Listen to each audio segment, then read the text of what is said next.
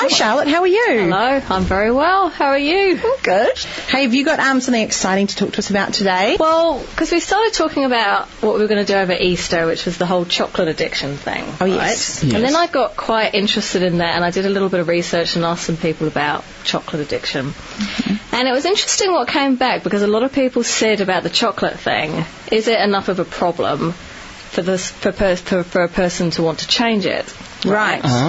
You know, okay. We were talking about Easter eggs just before. It's one of those things where the first step is admitting you have a problem. Well, isn't it? Like, you're like, exactly. Is it a problem? I don't think it's a problem. So I got to thinking about when is a thing just a thing, right? Mm-hmm. And when is it an addiction where we call it a problem and then get help for it? Right. Because we've got this kind of like interesting examples where I was looking on Facebook today and somebody put a Facebook update about a game they just discovered, like a computer game. So they put the name of the game and then they put, oh, I really love blah, blah, blah. I think I'm addicted. Okay. So you hear that all the time. It's like people say they're addicted to computer games, you know, to shopping. Smoking. Yeah, but this is the other Smoking's thing. a little bit different. So I'm going through the kind of normal stuff that we might just use in everyday language, right? Okay. Yeah. Then you've got stuff like the serious problems like smoking, alcohol, drugs, gambling. The ones that have like sex. A chemical addiction, when it's actually like smoking, your body, it's dependent on nicotine, so that's why you keep smoking. Yeah, well, that's one theory. Yeah. Yeah, there are people out there that think that it's not so much a body addiction, but just a mind addiction. Like me. Yeah? Is that what, do you agree with that? I agree, yeah. Is that because I think it's a habit. I think it's habitual. Yeah. Power over it? Is it because you've got the magic skills? The thing with addiction, right, is that whatever it is, whether it's shopping or running or, you know, computer games, or some people think they're addicted to yoga, you know, orange squash. It doesn't seem harmful. But so I want to talk about that, because I think that's a question we need to ask, right, is when is it harmful, when isn't it? But anyway, for me, thinking about what an addiction is it comes down to three things, right? So it's like we're answering this question of when is it a problem and when is it just a thing? You know, when is it just something you do, and when do you actually need to get some help for it? Well, the word addiction sort of has a negative connotation, doesn't it? Well, it's when it's a habit versus an addiction, isn't it? That's kind of the distinction you're making. Probably a better word than thing. Yeah. Habit. When is it a habit? When is it an addiction? When is it like an addiction that warrants help? Intervention. So I've got three considerations, I guess, as to how you might be able to tell. Now, the interesting thing, and tell me what you think about alcohol, because in my early 20s, I lived in Japan, right? Yeah. Straight after I did my degree, and it was like an extension of university, really. Okay. And during that time, early 20s, it was party time, really. There was lots of alcohol, you know, expats hanging out together in a foreign country, and that's how you bonded with people. And I know at least two people from our group of friends who had a problem with alcohol. Okay. You know, at that time? At that time. Right.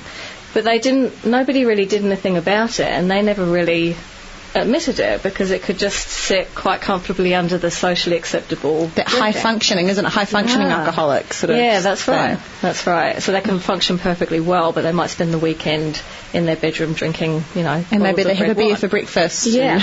Yeah. So it can kind of go unnoticed, like especially with alcohol, because it's so socially acceptable. So anyway, so it's an interesting thing to think about. So I think the thing to consider is to the extent to how much it costs you. And that's not just costing you financially. Like if you think about, let's say somebody, and I knew somebody at university that had an addiction to orange squash. So that doesn't sound very serious. Right? Did they start turning orange? They probably would have. Eventually. But that's one of the things that you think, well, that's not, you know, that must be a bit of a joke, right?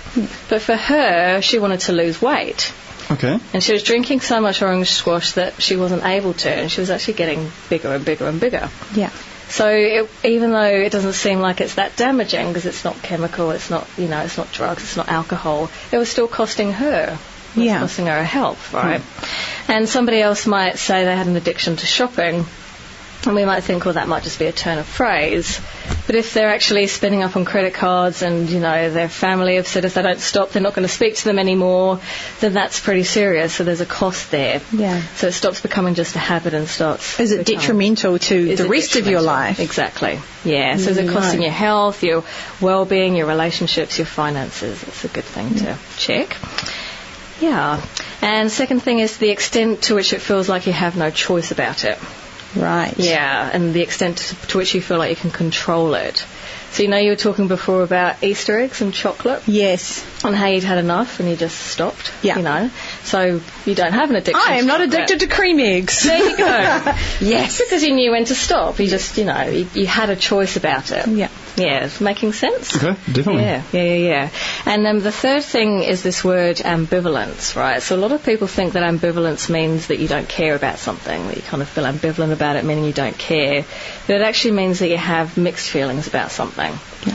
So with any addiction, like the person that's addicted to whatever it is, that's, whatever they're doing that's lighting up the pleasure centre in their brain, they always know that it feels great and it makes them feel better.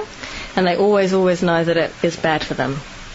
So it's this absolute conflict of parts. Which just makes them feel uncomfortable, probably. Yeah, and you can either have one or the other, right? So you can't feel good and bad at the same time. I guess as the pleasure of the forbidden fruit. Yeah. But in that case, if you're like, oh, I'm having some chocolate and I'm not supposed to, I'm so naughty, so you feel a little bit bad, but it's only like, that's just passing. I'm dangerous. Versus... I like the bad boys. Versus sort of sitting eating a huge block of chocolate going, this is delicious, but I feel awful doing it. Yeah. Maybe you don't feel awful doing it. Some people love doing that and it's fine. So, yeah, that's so right. Cool. They would feel awful afterwards. Probably nauseous, yes. Yeah. That's right. Yeah. But even an eating disorder is an addiction because it's something the person does to feel better, if they're purging or something like that. But then afterwards they'll feel really guilty about that and they know that it's bad for them. So these are things just, I guess, to check. Because some people can smoke but not be addicted to smoking, so it's not the those ones that are social smokers that just have one while they're drinking. Which would be me. Really? Yeah. So you've got a choice about it, right? You don't feel I do. compelled. Yeah. It's not a compulsion. But then again, I had that silly. I know this isn't healthy for me. Yeah. And I probably shouldn't do it at all. Yeah. But that's the same for just having a drink, even. Unless it's the whole red wine, other things. You have a beer, you're like, it's not actually that good for you. There's better ways for you to get energy. Well, the reason why you feel drunk is because you're actually poisoning yourself. Yeah. The chemicals in your mind are fighting a poison, and that's what gives you that sort of delirium. That awesome delirium. So, you think about caffeine and internet pornography. So coffee's a good example, and porn, So none of those things are problematic until it becomes a problem, right? Which is the extent you feel ambivalence, to what extent you don't feel like you have a choice, and the extent to which it costs you. Yeah. So actually, that's interesting, the thing about choice, because you hear about ones that people that are addicted to something, but they say things like, it's fine, I can stop any time I want. Yeah. I just don't want to. Yes. And you're kind of like, okay. Now, I had a client once who... I forget the name of the book, the Alan Carr book, which is like, the giving up smoking book. Oh, yeah. Stop smoking now or something. Yeah. Which actually really works. Like, I've never been a smoker, so I didn't need to read that. But it does work for people. Now, he was interesting because he was a smoker, and he knew that if any time he read the Alan Carr book, he could give up smoking. Yep. Which meant that he carried on smoking. Because he was like, what's fine? If I ever want to stop, I'll just read that book. It'll be fine. Because he knew that he could How's that for mentality? That's very awesome. Interesting. That's awesome. In one of my shows, I have a question and answer sort of segment. And one of the people asked, when will I ever give up smoking? And I said, I can actually make you stop smoking now. And she's like, really? No, genuinely, okay. Have you got a pack of cigarettes on you? Yeah. And she gave me one, and I went, they're full, and I took them off her. Yeah. And she's like, oh no, I want them back. Yeah. And it's just like, well, clearly you're not willing to access that sort of. You're not determined enough to give up. You don't want to give up at this stage, and that is the first stage of the process. Yeah, isn't it? I agree. If you don't want to give up, you're not going to give up. Yeah, well, that's it. You've got to have the will there. But that's the ambivalence. So that's the conflict of parts, right? Yeah. So the part of her that said, oh, you can make me give up, is the part that knows that it's bad. Of course. And the part that said, oh, can I have my cigarettes back? Oh, not that bad. Exactly. Why would I do this now? And I'm quite clear. And it's really quite, addictions are very difficult to treat, because what you've got to try and do with somebody is activate the part that really, really doesn't want to do it anymore, the part that absolutely wants to stop. Having something to do with your hands in a social environment, like how do we build that? Yeah. So the choice to smoke just seems obsolete. It's like, why would I do that when I've got all these things over here? But unfortunately for a lot of people, addiction is like a time filler. Yeah. You know, and that's or a really welcome distraction from something else in their life they don't want to deal with. Or a distraction, yeah. Oh, video games. So sometimes you definitely have to deal with that problem. Yeah. Yeah. I find I always get into video games when I've got something else that I should be doing. That's procrastination. Next time. That'd be amazing. I'm like, I could write my thesis, or I could play World of Warcraft. Now, the other thing when I started to do some research around chocolate addiction was somebody told me of a client that they had who'd given up chocolate and then, of course, replaced it with bread. And, you know, delicious. So you've got to make sure the replacement's one that's good for you. Yeah. I suppose it's a little bit more filling. Once we've got to this stage, we've decided or that we've figured out that we have this problem, maybe. Yeah. How do we tackle it? Well, I think you have to stop being in denial and get some help. Okay. Yes. But, you know, I think if you've got a serious addiction and you find that out, you know, it is going to cost you your life eventually. Yeah. And It'll cost you something. Precious. Yeah. Thanks so much for coming in to talk to us. It was lovely to have a long chat today. Yeah.